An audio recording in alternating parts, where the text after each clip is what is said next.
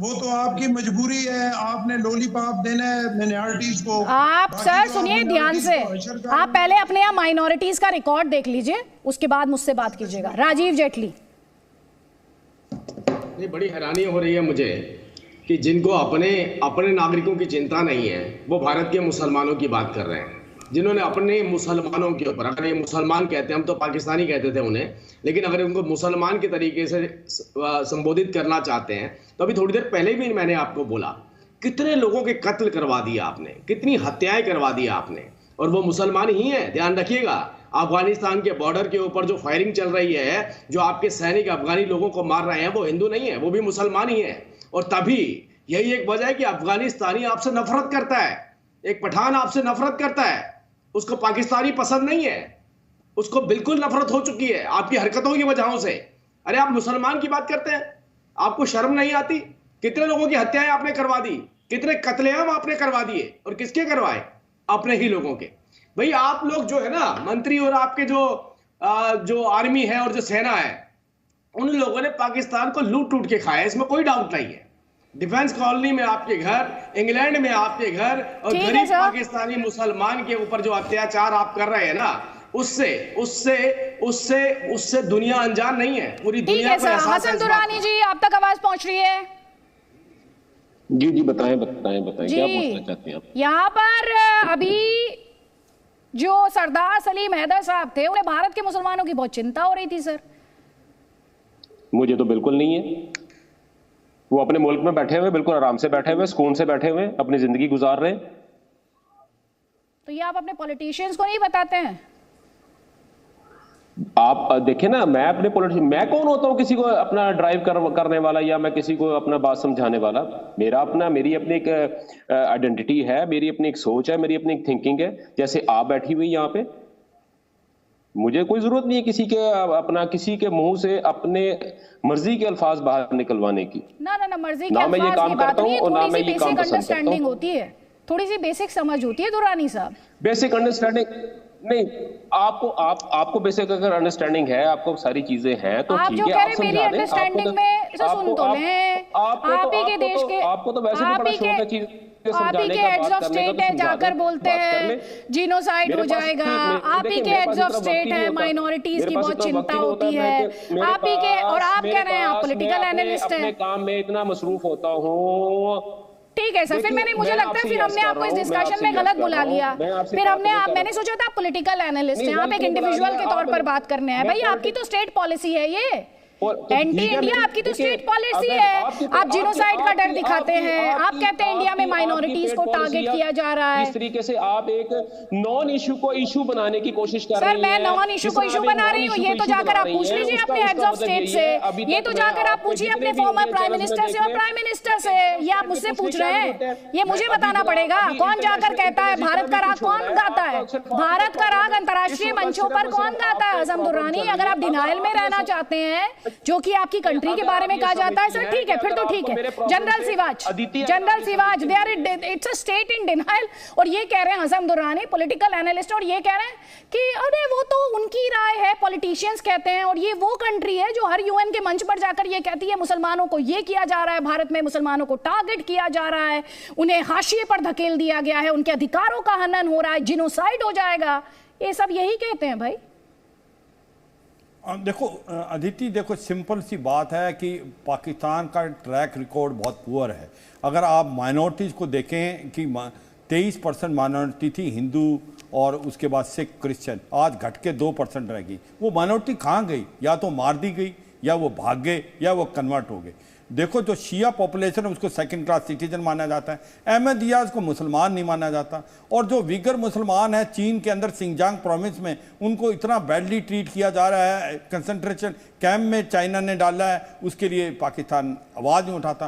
देखो पाकिस्तान की आज इकोनॉमिक कंडीशन इतनी हालात ख़राब है, 150 बिलियन डॉलर से ज़्यादा कर्जा है, उनका इन्फ्लेशन रेट डबल फिगर पे है, उनका जो फॉरेन रिजर्व है वो 5 बिलियन डॉलर से भी कम हो गया है, और 15 दिन का रिजर्व नहीं दे सकता। आज उनके रिलेशनशिप अफगानिस्तान, जिसको समझते थे कि उन्होंने तालिबान को लाया, बहुत ख़राब है, वो हनीमून पीरियड ख़त्म हो गया है, वो जो डूरन लाइन है उसको मानते नहीं हैं, और जो तहरीक तालिबान पाकिस्तान बोल्ड होता जा रहा है, बलूचिस्तान में बलूचिस्तान लिबरेशन आर्मी जो है वो फ्रीडम की तरफ जा रही है, सिंध के अंदर MQM कर रहा है, POK में POJK और गिलगित पाकिस्तान वो भारत में मिलना चाहते हैं। तो देखो इंटरनल सिचुएशन क्या है पाकिस्तान की। इनको फाइनेंशियल एक्शन टास्क फोर्स ने ग्रे लिस्ट पे डाला हुआ था, money laundering and terrorist funding. जो 100 आतंकवादी हैं वर्ल्ड के, उनमें से 75% वो आतंकवादी हैं जिनकी रूट पाकिस्तान के साथ है। तो देखो पाकिस्तान जब तक आतंकवाद का साथ नहीं छोड़ेगा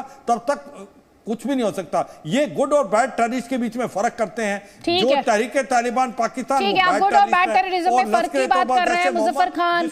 यहाँ पर गुड और बैड टेररिज्म में फर्क करने वाले देश के साथ आप बात करके कौन सी शांति स्थापित कर लेंगे, ये सब समझना चाहते हैं। मुझे अभी तक है गुड और बैड टेररिज्म में कोई डिस्टिंक्शन लगी नहीं, ना मैं इस पर बिलीव करता। टेररिज्म इज अ टेररिज्म, वो गुड और बैड कभी डिस्टिंक्शन हो ही नहीं सकती।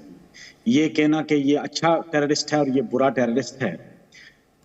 रहा सवाल कि भाई अगर किसी की ये आइडियोलॉजी है या कोई अपनी ऐसी को डॉक्ट्रिन है तो मेरी समझ से वो बाहर है, मैं उस पर यकीन नहीं करता। हाँ, ये डिबेट जो है, डिबेट चाइनीज इनकर्शन पे थी, इसको हमने पाकिस्तान और इंडिया की कोई कॉन्फ्लिक्ट्स की डिबेट बना दिया, ये भी मुझे कोई इसकी समझ से ये चीजें बाहर है। ये डिबेट फारूक अब्दुल्ला साहब के स्टेटमेंट पर भी है।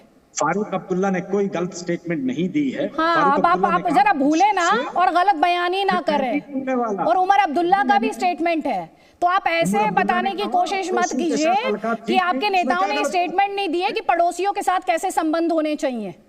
ये आप ही के नेताओं के स्टेटमेंट है, जरा सुनवा दें इनको दोनों स्टेटमेंट, दोनों के स्टेटमेंट इन्हें एक बार फिर से सुनवा दें, अगर इन्हें कोई शक शुबा हो तो दूर हो जाए।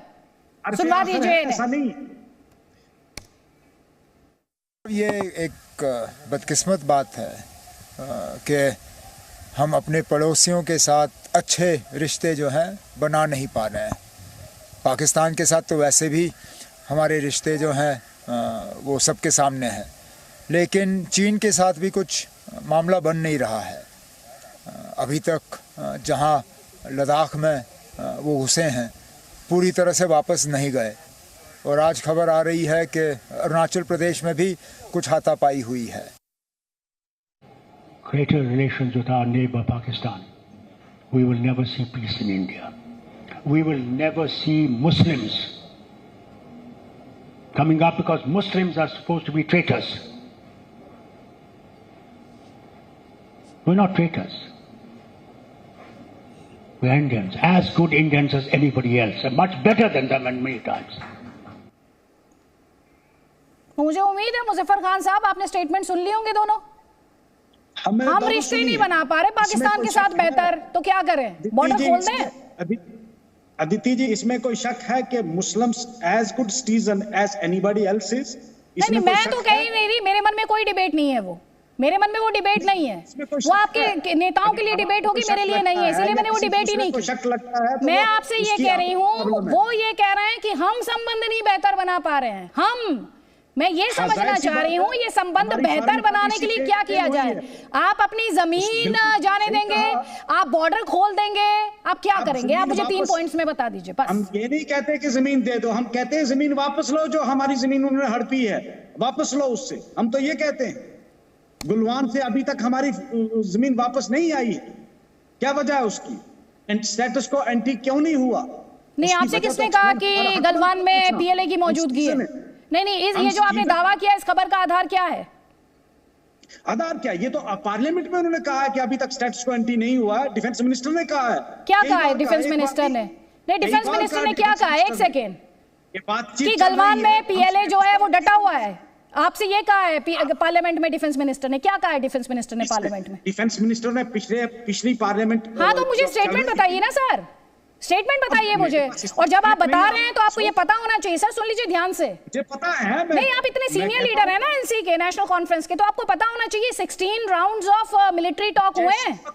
16 राउंड्स ऑफ मिलिट्री टॉक पूरे हिंदुस्तान की आवाम को पता है इस चीज का। हाँ, किस चीज का? कि 16 राउंड ऑफ मिलिट्री टॉक हुआ है, आपको तो नहीं पता है? बातचीत चल रही है, अभी वो वापस नहीं गए हैं, ये बात तो पार्लियामेंट में मानी है।